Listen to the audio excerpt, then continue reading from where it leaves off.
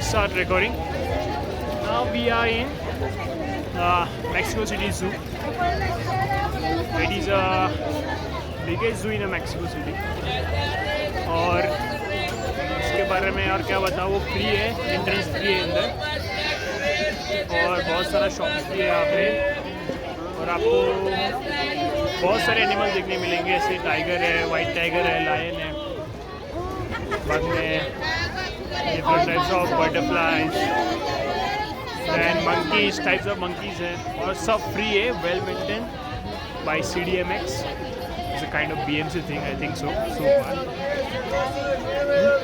Or we are walking here, Son de crema, son de and sabores. this is like FS Fashion Street. Llévale la 10, llévale la 10. Lleve el chamo ya de nuevo. बहुत सारे shops है यहाँ पे, खाने के shops है. You will find some like Mexican street food here, जो Indian खाने की तरह होता है almost. Spicy, lot of cilantro,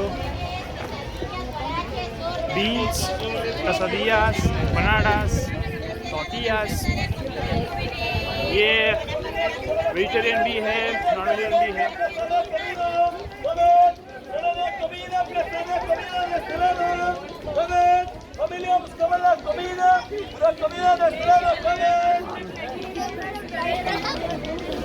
और